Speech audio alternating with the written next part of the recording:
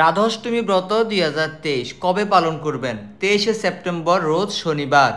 একটি মাত্র রাধাষ্টমী সমান 1,00,000 একাদশী ব্রতের ফল লাভ হয়। সুপ্রিয় ভক্তবৃন্দ, আমরা এই ভিডিওতে জানবো আপনারা কিভাবে সরলভাবে এই ব্রত পালন করবেন, রাধাষ্টমীর 10টি মাহাত্ম্য, সেই সাথে রাধারানীর প্রিয় ফুল, ফল এবং সবজি। ভিডিওটি দেখতেই থাকুন। ভাদ্র মাসের শুক্লপক্ষের অষ্টমী ব্রত রাধাষ্টমী ব্রত। শ্রীমতী রাধারানী ভগবানের লাদিনী বা আনন্দদায়িনী শক্তি। শ্রীমতী রাধারানী ভাদ্র মাসের শুক্লপক্ষের অষ্টমী তিথিতে যখন অনুরাধা নক্ষত্র যুক্ত হয়, সেই মধ্যাহ্নকালে বৃন্দাবনে বর্ষণার রাবেল গ্রামের শ্রী বিশ্ববর্ণ মহারাজ এবং শ্রীমতী কীর্তিতে সুন্দরী কন্যা রূপে এই জগতে আবির্ভূত হন।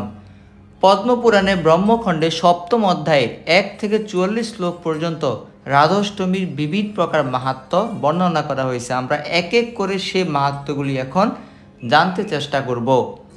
প্রথম মাহাত্ম্যটি হচ্ছে, একটি মাত্র রাধাষ্টমী ব্রত পালনে কোটি ব্রহ্মহত্যার পাপ থেকে মুক্ত হওয়া যায়।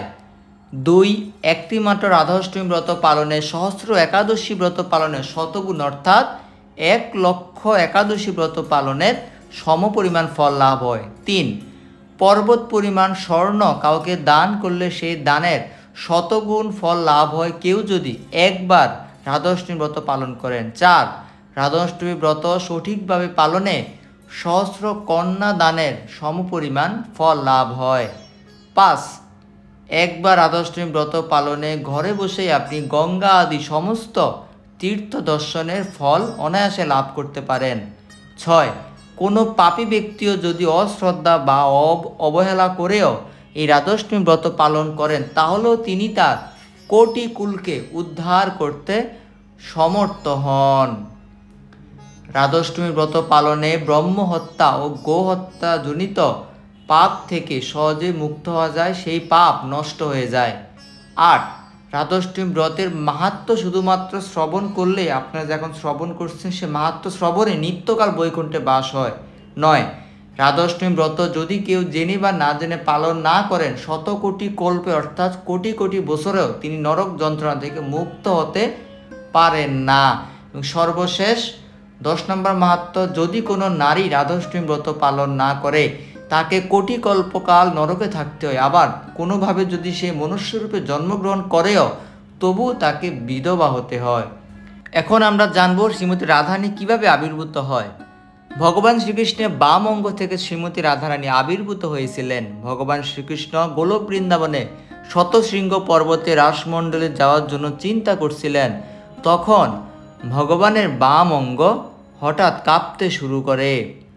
ভগবানের সেই বাম অঙ্গ থেকে শ্রীমতী রাধারানী আবির্ভূত হয়ে ভগবানের সেবার জন্য পুষ্প চয়ন করতে ধাবিত হন। যেহেতু রাসমঞ্চে আবির্ভূত হন তাই রা, এবং ধাবিত হওয়ার জন্য ধা, তাই নাম হয় রাধা। শ্রীমতী রাধারানীর প্রিয় ফুল। যেই সকল ফুল ভগবান শ্রীকৃষ্ণের প্রিয়, সকল ফুলই শ্রীমতী রাধারানীর প্রিয়, তবে কাঠগোলাপ পুষ্পটি শ্রীমতী রাধারানীর অধিক প্রিয়। শ্রীমতী রাধারানীর প্রিয় ফল। ফুলের মতোই গোবিন্দের প্রিয় সকল ফল রাধারানীর প্রিয়, তবে আতা ফল শ্রীমতী রাধারানীর অধিক প্রিয়। প্রিয় সবজি। কচুমুখী সবজি রাধারানীর অধিক প্রিয়। বর্ষনাতে এই রাধাষ্টমীর এই দিনে সকল গৃহে কচুমুখী রন্ধন করে শ্রীমতী রাধারানীকে ভোগ নিবেদন করে সকলে মিলে সেই মহাপ্রসাদ আস্বাদন করেন। এখন আমরা জানবো রাধাষ্টমী ব্রত পালনের সরল নিয়ম। তো কীভাবে আপনারা এই রাধাষ্টমী ব্রত সরলভাবে গৃহে থেকে পালন করতে পারেন। শ্রীমতী রাধারানী ভাদ্র মাসের শুক্লপক্ষের অষ্টমী তিথিতে অনুরাধা নক্ষত্রে মধ্যাহ্ন সময়ে আবির্ভূত হন, তাই আমরা দুপুর 12 ঘটিকা পর্যন্ত এই রাধাষ্টমী ব্রতের নির্জল উপবাস পালন করব। রাধাষ্টমীর আগের দিন বা পূর্বের দিন কি করবেন?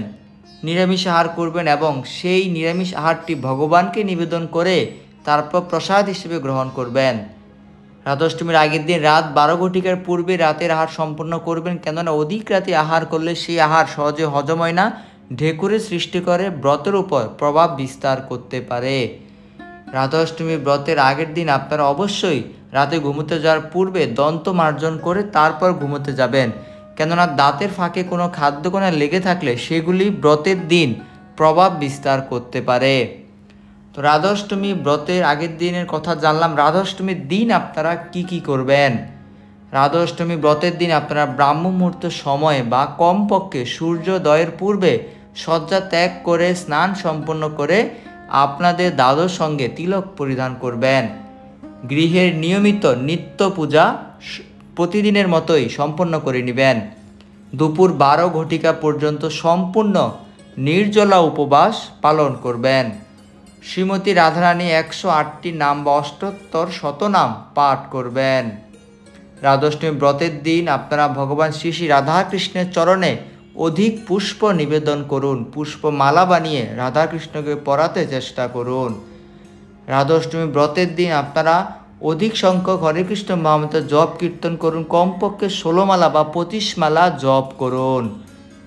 রাধাষ্টমী ব্রতের দিন আপনারা দুপুর 12 ঘটিকার পর পঞ্চামৃত অর্থাৎ দুধ, দধি, ঘৃত, মধু, চিনির জল, বিশুদ্ধ জল ইত্যাদি দিয়ে শ্রী রাধাকৃষ্ণ অভিষেক করুন, বা অভিষেক করতে না পারলে অভিষেক দর্শন করে রাধারানী কৃপা লাভ করুন।